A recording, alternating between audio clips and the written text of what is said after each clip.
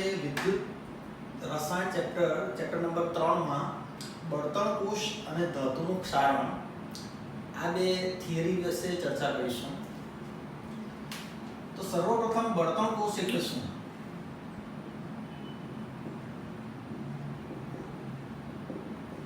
મિત્રો, આપણી પાસે ઘણા બધા બળતણ હોય છે. કયા કયા બળતણ આપણી પાસે અવેલેબલ છે? ધારો કે આપણે હાઇડ્રોજનનો બળતણ તરીકે ઉપયોગ કરી શકીએ, કાર્બન મોનોક્સાઇડ, કાર્બન CH4, આ બધા બળતણ તરીકે તમે ઉપયોગ કરી શકો એવા પદાર્થ છે. આ બળતણમાંથી ઉત્પન્ન થતી ઉષ્માનું સીધું એક જ તબક્કામાં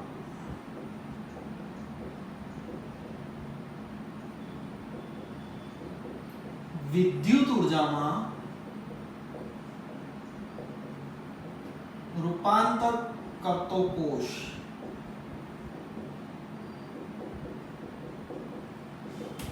તો ફરીથી આને સમજીએ કે આપણી પાસે બળતણ હોય છે અલગ અલગ, હાઇડ્રોજન, મિથેન, અલગ અલગ ઇથેન, આપણા ઘરમાં આવતો રાંધણ ગેસ, આ બધા બળતણના સ્વરૂપ છે. તેમાં જે ઉષ્મા ઉત્પન્ન થાય, જો એનું એક જ તબક્કામાં વિદ્યુત ઉર્જામાં રૂપાંતર કરી દઈએ તો એ પ્રકારના કોષને આપણે બળતણ કોષ કહેવાના છે. આપણે જાણીએ છીએ તે મુજબ આપણી આસપાસ ઘણી જગ્યાએ, ધારો કે ધુવારણ છે, ઉકાઈ થર્મલ પાવર સ્ટેશન છે,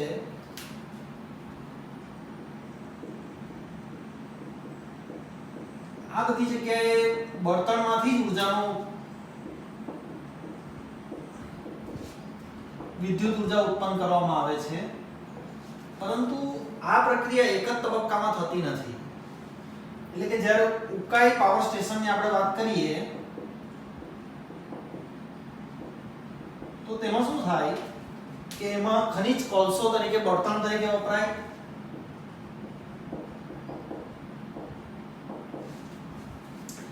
આ ખનિજ કોલસો જ્યારે એને ગરમ કરવામાં આવે, એટલે કે એનું દહન કરવામાં આવે, ત્યારે તેનાથી પાણીની વરાળ બનાવવામાં આવે અને એ પાણીની વરાળ ટર્બાઇનની બ્લેડને ફેરવે છે. પાણીની વરાળ બને અને એ વરાળ ટર્બાઇનની બ્લેડને ફેરવે છે અને આપણે વિદ્યુત ઉર્જા ઉત્પન્ન કરી શકીએ. તો તમે મિત્રો એ જોઈ શકો કે થર્મલ પાવર સ્ટેશનમાં આ એકથી વધારે તબક્કા છે. પહેલા તબક્કામાં દહન છે, બીજા તબક્કામાં પાણીની વરાળ બનવી, ત્રીજા તબક્કામાં ટર્બાઇનની બ્લેડને ફેરવવાની, અને એ બ્લેડ જ્યારે ચુંબકીય ક્ષેત્રમાં ફરે ત્યારે વિદ્યુત ઉર્જા ઉત્પન્ન થાય. એટલે કે થર્મલ પાવર સ્ટેશનમાં જે વિદ્યુત ઉર્જા બનાવવાની પ્રક્રિયા છે તે એકથી વધારે સ્ટેપમાં થાય છે અને એટલા માટે એની કાર્યક્ષમતા 35% જેટલી જ હોય છે. એનો અર્થ શું થાય કે તમે જો 100 kg જેટલો બળતણ કોષ એટલે કે ખનિજ કોલસાનો ઉપયોગ કરો તો તેમાંથી 35 kg ખનિજ કોલસા જેટલી જ ઉર્જા આપણને મળે. એટલે કે વધારે પડતા બળતણનો દુર્વ્યય થાય છે. કયા પ્રકારના પાવર સ્ટેશનમાં? થર્મલ પાવર સ્ટેશનમાં. અને એ પ્રશ્નના નિવારણ માટે વૈજ્ઞાનિક લોકોએ બળતણ કોષનો વિકલ્પ ડેવલપ કર્યો છે. આ બળતણ કોષમાં આપણે કહ્યા તે મુજબ કે ઉત્પન્ન થતી ઉષ્માનું સીધું જ આ બળતણના દહનથી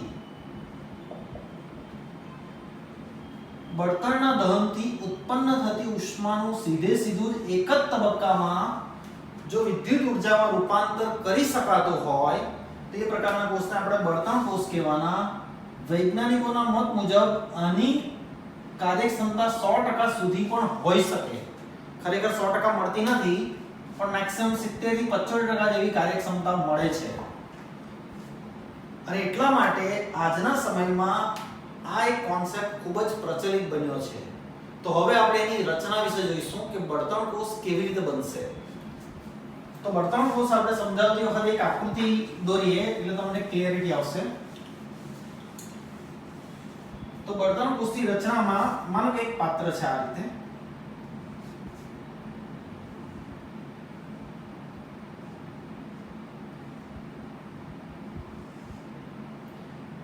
એમાં છિદ્રાળુ કાર્બનના બે પડદા લેવામાં આવે છે.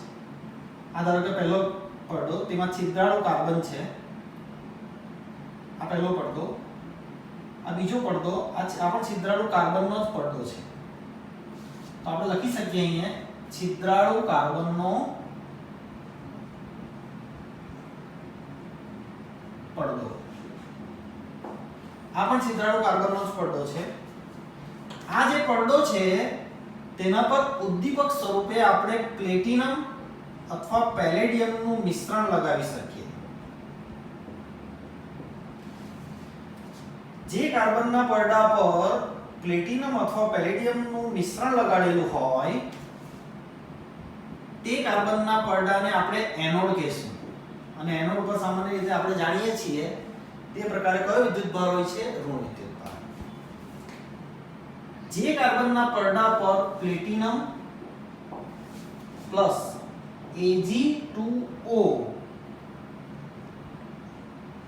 નો બારીક પાવડર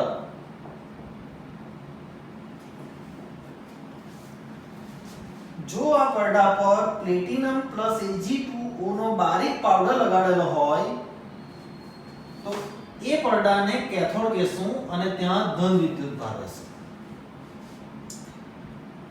હવે આ પદાર્થ લગાડવાનું કારણ શું? તો આ પદાર્થો જ્યારે પ્રક્રિયા થશે ત્યારે ઉદ્દીપક તરીકે કામ કરશે. આ પણ ઉદ્દીપક તરીકે કામ કરશે. વચ્ચેની જે જગ્યા છે ત્યાં NaOH નું સાંદ્ર દ્રાવણ ભરવામાં આવે છે. એટલે આખી આ જગ્યા NaOH નું સાંદ્ર દ્રાવણ ભરવામાં આવે છે. હવે જે બાજુ એનોડ છે તે બાજુથી હાઇડ્રોજનને દાખલ કરવામાં આવે છે. જે બાજુ કેથોડ છે એ બાજુથી ઓક્સિજનને દાખલ કરવામાં આવે છે.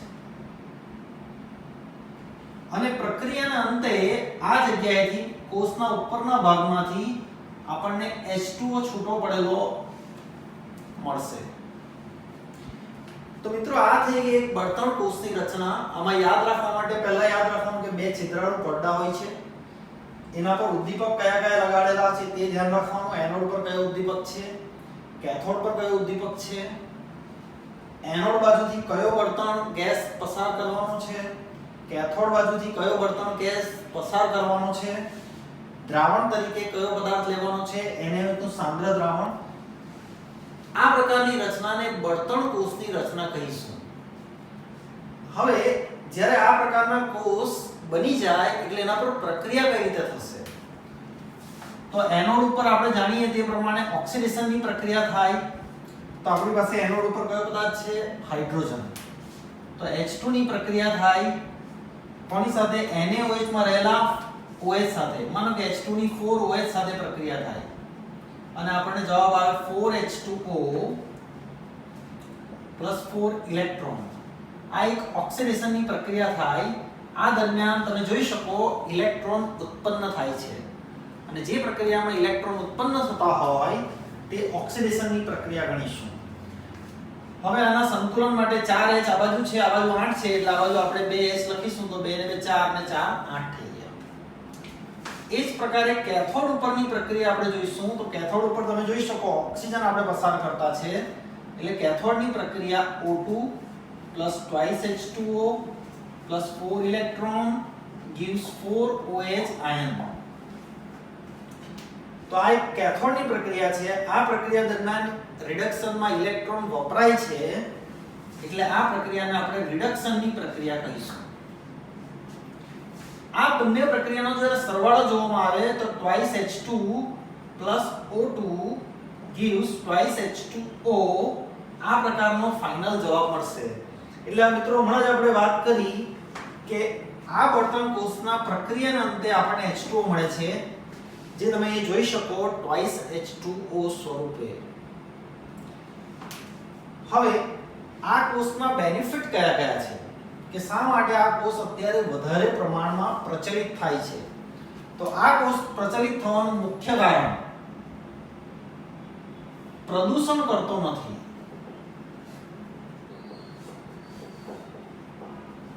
તમે જોઈ શકો આ પ્રક્રિયાને અંતે જે મળે છે પાણી એ પીવાલાયક પાણી મળે છે એટલે આનું કોઈ પ્રદૂષણ નથી. બીજો સૌથી અગત્યનો પોઈન્ટ છે ધ્વનિ પ્રદૂષણ પણ નથી. તમે જોઈ શકો કે થર્મલ પાવર સ્ટેશન જ્યારે ચાલતા હોય ત્યારે કેટલો અવાજ આવતો હોય, પણ આનું કોઈ ધ્વનિ પ્રદૂષણ પણ નથી. થર્ડ સૌથી અગત્યનો એડવાન્ટેજ 100% જેટલી એની ઉષ્માની કાર્યક્ષમતા મેળવી શકાય. સામાન્ય રીતે હમણાં આપણે થોડી વાર પહેલા ચર્ચા કરેલી કે પ્રેક્ટિકલી તો 70 થી 75% જેટલી જ કાર્યક્ષમતા મળે છે, પરંતુ વૈજ્ઞાનિક લોકોના મત મુજબ 100% જેટલી ઉષ્માની કાર્યક્ષમતા તમે આ કોષમાં મેળવી શકો. આ કોષનો કઈ જગ્યાએ વધારે પડતો ઉપયોગ થયેલો અને ફર્સ્ટ ટાઈમ, તો વૈજ્ઞાનિક આ કોષની રચના વૈજ્ઞાનિક બેકને કરેલી અને આ કોષની સર્વપ્રથમ ઉપયોગ એપોલો યાનમાં, એટલે કે એપોલો અમેરિકાએ જે એપોલો યાન અવકાશમાં મોકલેલું તો તેમાં આ કોષની રચના એમણે મૂકેલી અને આ કોષમાંથી બનતું પાણીનો ઉપયોગ વૈજ્ઞાનિક લોકોએ પીવા માટે કરેલો. એટલે તમે સમજી શકો કે બળતણ દહન કરતા પદાર્થોમાંથી જે પાણી મળેલું તે પણ ઉપયોગી છે અને એટલા માટે આ કોષને પ્રાયોરિટી આપવામાં આવે છે. તો મિત્રો આપણી પહેલી થિયરી કમ્પ્લીટ થઈ ગઈ, તે છે બળતણ કોષ. બળતણ કોષ કઈ રીતે બને છે, એનો સિદ્ધાંત કયો છે, એના ચોક્કસ પ્રકારના ઉપયોગ કયા છે અને એની પ્રક્રિયા કઈ છે, એનોડ ઉપર કઈ રીતે પ્રક્રિયા થાય, કેથોડ ઉપર કઈ રીતે પ્રક્રિયા થાય, એની રચનામાં કયા કઈ વસ્તુ ઇન્વોલ્વ છે. તો હવે આજની આપણી બીજી થિયરી ધાતુના ક્ષારણ તરફ આપણે આગળ વધીશું.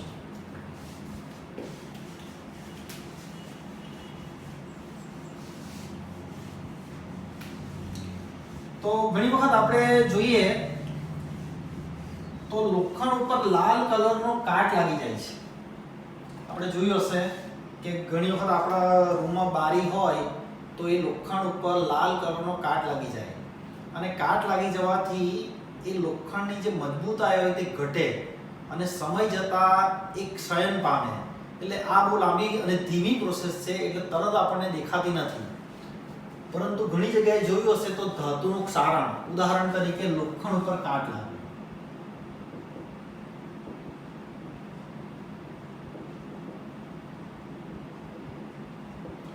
બીજું ધાતુનું ક્ષારણ તરીકે ચાંદીનો ચળકાટ દૂર થવો.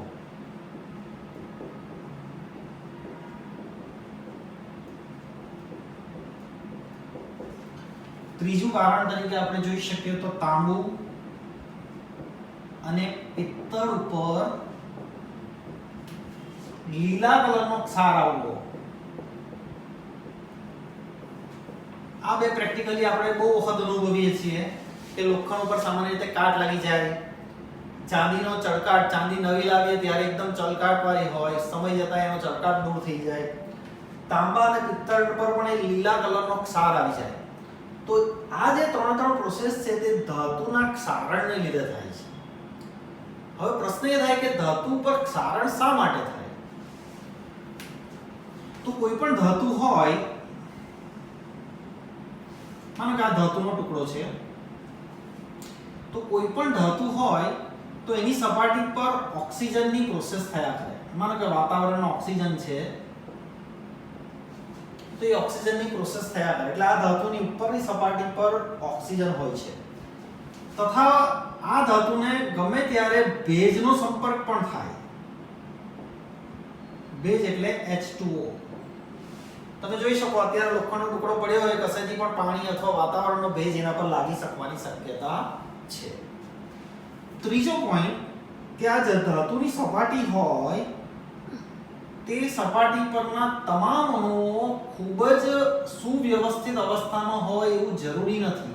એટલે કે સંપૂર્ણ રીતે સ્ફટિક સ્વરૂપમાં ડેવલપ ન હોય. ઘણી જગ્યાએ એની ગોઠવણી અસ્તવ્યસ્ત થતી હોય. કઈ જગ્યાએ અસ્તવ્યસ્ત થાય તેની ચર્ચા કરીએ. તો માનો કે ધાતુનો આ ટુકડો છે ત્યાં તો ગોઠવણી સ્ફટિકોની વ્યવસ્થિત હોય, પણ જ્યાં વળાંકવાળી જગ્યા હોય, એટલે કે આ જગ્યાએ, તો જ્યારે ધાતુ વળે ત્યારે તેના ઉપરની સ્ફટિકની ગોઠવણી વળવાથી અસ્તવ્યસ્ત થાય અને એ અસ્તવ્યસ્ત થતા આ જગ્યાના પરમાણુઓ ધારો કે Fe છે, Fe તે ઓક્સિડેશન પામીને Fe+2 સ્વરૂપે ડેવલપ થાય અને બે ઇલેક્ટ્રોન પોતાના છોડી દે છે. તો ફરીથી ધાતુની સપાટી પર જે જગ્યાએ ગોઠવણી અવ્યવસ્થિત થતી હોય અથવા બગડતી હોય તો તે જગ્યાનો આયન, તે જગ્યાનો અણુ પોતે આયનિક સ્વરૂપમાં ડેવલપ થાય. તો Fe હોય તો કયા સ્વરૂપે ડેવલપ થાય? Fe+2 અને બે ઇલેક્ટ્રોન એ મુક્ત કરે. એટલે કે ધાતુ તે જ જગ્યાએથી ઇલેક્ટ્રોન મુક્ત કરવાનો સ્વભાવ ધરાવે અને આ પ્રક્રિયામાં ઇલેક્ટ્રોન મુક્ત થતા છે એટલે આપણે આ પ્રક્રિયાનું નામ આપીશું ઓક્સિડેશન. આ પોઈન્ટને આપણે સક્રિય પોઈન્ટ પણ કહી શકીએ. ધાતુ પર દરેક જગ્યાએ પોઈન્ટ સક્રિય હોતા નથી. જે જગ્યાએ વળાંકવાળી જગ્યા હોય કે જ્યાં ગોઠવણી અસ્તવ્યસ્ત થઈ ગઈ હોય એ બધા પોઈન્ટને સક્રિય પોઈન્ટ કહીશું. હવે મિત્રો આપણે જાણીએ છીએ તે મુજબ આ આખો ધાતુનો સપાટી છે. તો ધાતુના ગુણધર્મ પ્રમાણે આ બે ઇલેક્ટ્રોન આ જગ્યાએથી ધાતુ પર પ્રસરણ પામવાનો પ્રયત્ન કરશે એટલે આ રીતે આગળ વધવાનો પ્રયત્ન કરશે અને ઇલેક્ટ્રોન આ દિશામાં આગળ વધશે. ક્યાં સુધી વધશે કે જ્યાં આ બે ઇલેક્ટ્રોનને ઓક્સિજન સાથે પ્રક્રિયા કરવાની શરૂઆત થાય હાઇડ્રોજનની હાજરીમાં.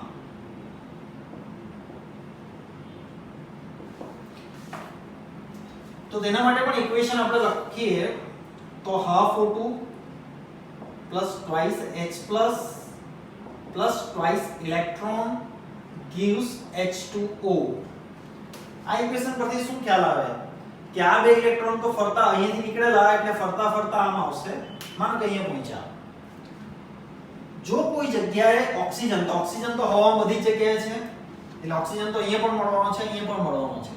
પણ જે જગ્યાએ H twice H plus મળે એને તે જગ્યાએ કેથોડ બનાવે. માનો કે આ જગ્યાએ મળે તો પ્રશ્ન એ થાય કે આ H plus ક્યાંથી આવ્યો? તો એ H plus મેં હમણાં થોડી વાર પહેલા વાત કરેલી કે ઘણી જગ્યાએ ધાતુ પર ભેજ લાગેલો હોય તો એવું કહેવાય છે કે જે જગ્યાએ ભેજ હોય ત્યાં CO2 દ્રાવ્ય થયેલો હોય તો H2O plus CO2 જે જગ્યાએ ભેજ લાગેલો છે ત્યાં બે વસ્તુ ભેગી હોય અને એનાથી H2CO3 બને છે.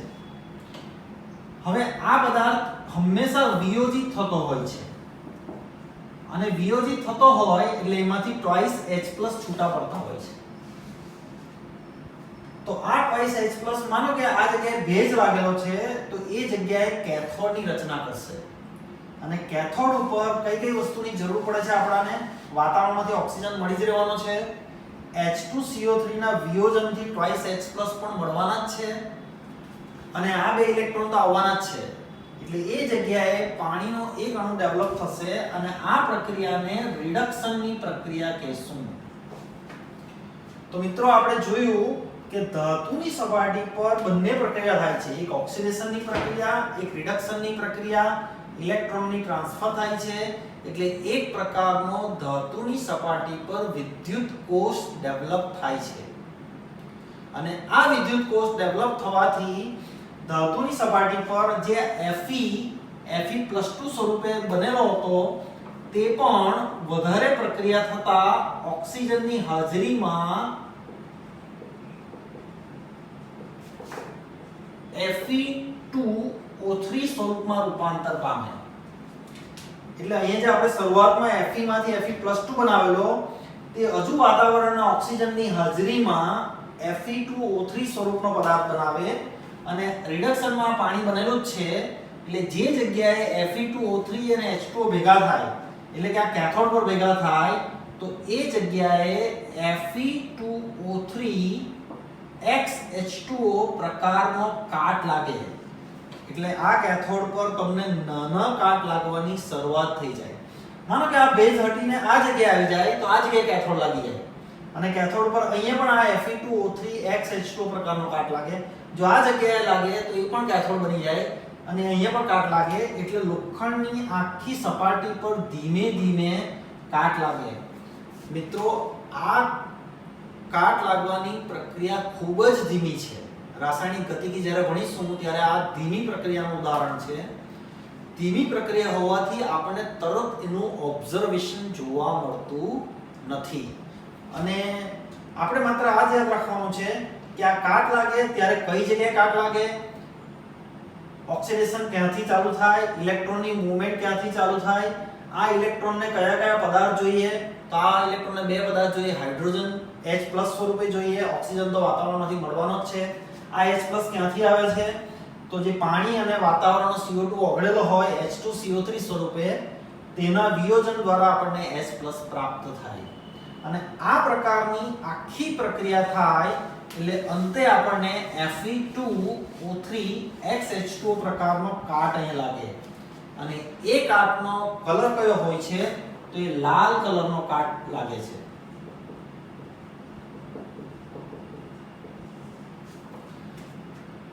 હવે તમે સમજી શકો કે આ કાટ લાગવા માટે આપણું Fe નું ક્ષયન થાય છે. એટલે કે ધીમે ધીમે આ લોખંડનો ટુકડો ક્ષયન પામે છે અને વર્ષો પછી એટલે કે પેઢી પછી આ લોખંડનો ટુકડો ક્ષયન પામીને ખૂબ જ નાજુક થઈ જાય. ઘણી વખત વધારે કાટ લાગેલો હોય તો એ તૂટી પણ શકે. એટલે કે આ લોખંડનું ક્ષયન થાય છે. એટલે કે ક્ષારણની પ્રક્રિયા એ ઓવરઓલ બેનિફિશિયરી પ્રોડક્ટ નથી. અને અત્યારે તમામ પ્રકારની ધાતુઓ પર કોઈક ને કોઈક લેવલ પર ઓક્સિડેશન થાય એટલે કે ક્ષારણની પ્રક્રિયા થાય છે. હવે આપણે બીજો પોઈન્ટ વિચારવાનો પ્રયત્ન કરીએ કે આ ક્ષારણના નિવારણના કોઈ પોઈન્ટ છે કે નથી. તો ધાતુના ક્ષારણના નિવારણ માટે કોઈ ઓપ્શન છે કે નથી. તો પહેલો તબક્કો ખૂબ જ અગત્યનો તે છે, ધારો કે લોખંડનો સળિયો છે, તમે એના પર રંગ લગાવી દો. એટલે કે જેવો લોખંડનો સળિયો આવે, ઘરમાં બારી આવે, તો એના પર તમે રેડ ઓક્સાઇડ લગાવી દો આખો. તો જો તમે રેડ ઓક્સાઇડ લગાવી દેશો તો રેડ ઓક્સાઇડ એ આ પ્રકારના ઓક્સિજનની પ્રક્રિયા એ ધાતુ પર બંધ કરી દેશે. એટલે ઓક્સિજનને એની સાથે લાગવાની દેશે અને એને લીધે આ જે ક્ષારણની પ્રક્રિયા હોય છે તે અટકી જાય. પરંતુ આ પ્રક્રિયા 100% બેનિફિશિયરી નથી, કારણ કે આ લોખંડ પર અલગ અલગ વસ્તુ અથડાય, જે જગ્યાએથી રંગ નીકળી જાય તે જગ્યાએ ઓક્સિજન લાગવા માંડે અને તે જગ્યાએથી ક્ષારણ ચાલુ થઈ જાય. એટલે રંગ લગાવવાની પદ્ધતિ એ ખૂબ જ કારગર નથી.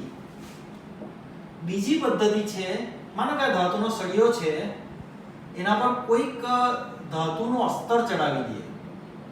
માનો કે આ ઝીંક ધાતુનું અસ્તર ચડાવી દઈએ આખું. તો આ લોખંડના સળિયા પર આ Zn નું અસ્તર ચડાવી દઈએ. આ Zn નું અસ્તર ચડાવેલું છે એને ગેલ્વેનાઇઝિંગ કહેવાય. આપણે તમે જોજો કે ઝીંકના પતરા, આપણે તો જે પતરા આવે તે લોખંડ જેવા નથી દેખાતા, ઝીંકનું અસ્તર ચડાવેલું પતરા આવે.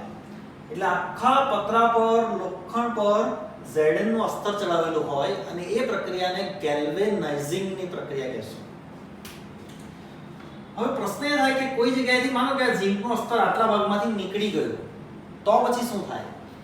તો ઝીંકનું અસ્તર જો નીકળી જાય તો પણ બીજી જગ્યાએ ઝીંક હોવાથી અને લોખંડ કરતા ઝીંકનું ઓક્સિડેશન પોટેન્શિયલ વધારે હોવાથી જો પ્રક્રિયા થાય તો આ Zn જ ઓક્સિડેશન પામશે અને Fe ઓક્સિડેશન નહીં પામે. અને જો Fe ઓક્સિડેશન જ નહીં પામે તો ક્ષારણની પ્રક્રિયા આગળ વધવાની નથી.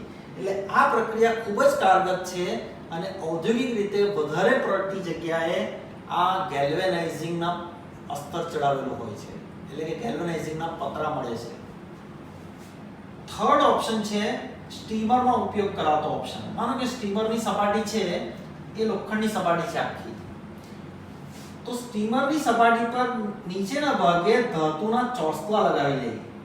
હવે પ્રશ્ન એ થાય કે આ કયા ચોસલા લગાવે? તો આ જે ચોસલા હોય તે Zn ધાતુના હોય અથવા મેગ્નેશિયમના હોય અથવા બીજી કોઈ ધાતુ કે જેનો ઓક્સિડેશન પોટેન્શિયલ લોખંડ કરતા વધારે હોય. એટલે આ જે Fe છે, Fe કરતા ઓક્સિડેશન પોટેન્શિયલ જેનો વધારે હોય એવી ધાતુના ચોસલા નીચે લગાડેલા હોય અને આ પાણીના સંપર્કમાં આવે. જ્યારે આ પ્રકારની પ્રક્રિયા ચાલુ થાય તો જે વસ્તુનો ઓક્સિડેશન પોટેન્શિયલ વધારે હોય તેનું ઓક્સિડેશન થાય. એટલે આમાં કોનું ઓક્સિડેશન થશે? Zn નું. પછી કોનું થશે? Mg નું. એટલે Fe નું કોઈ ઓક્સિડેશન થતું નથી, એટલે સ્ટીમર વર્ષો સુધી પાણીમાં રહેવા છતાં સ્ટીમરના નીચેના પતરા કટાઈ જતા નથી. Zn અને Mg કટાઈ જાય એટલે કે એનું ઓક્સિડેશન થઈ જાય અને સમય જતાં આ ચોસલા નાના થઈ જાય, આપણે નવા ચોસલા લગાડવા પડે અને એટલા માટે Zn અને Mg ને બલિદાન આપનાર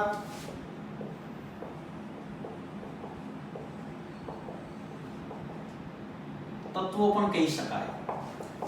તો ખરેખર આ બંને ખલાસ થઈ જાય એટલે કે આ ચોસલા તદ્દન નાશ પામે, તમારે સમય જતાં એ નવા ચોસલા લગાડવા પડે અને એટલા માટે બલિદાન આપનાર તત્વો કહેવાય કે જે ક્ષારણની પ્રક્રિયાને અટકાવે છે. છેલ્લો ઓપ્શન છે ક્ષારણની પ્રક્રિયાને અટકાવવાનો, તે છે રાસાયણિક નિરોધકો. એટલે કે લોખંડનો સળિયો હોય, તમારે એના પર રાસાયણિક પદાર્થો લગાડી દેવાના. એટલે તમે જોશો તો બજારમાં અમુક પ્રકારના કેમિકલ્સ મળે છે. એ જો તમે આ લોખંડના સળિયા પર લગાડી દો તો કોઈ પણ પ્રકારનું ક્ષારણ થવાની શક્યતા નથી. કયા? કારણ કે આ કેમિકલ આ લોખંડની ઉપરની સપાટી પર લાગી જાય છે કમ્પ્લીટ અને એને લીધે લોખંડનું ઓક્સિડેશન થવા દેતું નથી. અને આ જે ક્ષારણ માટે જે રાસાયણિક પદાર્થ વપરાય એનું એકાદું ઉદાહરણ આપીએ તો આલ્કલાઇન ફોસ્ફેટ કેમિકલ. બીજું તમે ઉદાહરણ તરીકે લેવું હોય તો આલ્કલાઇન ક્રોમેટ સંયોજનો.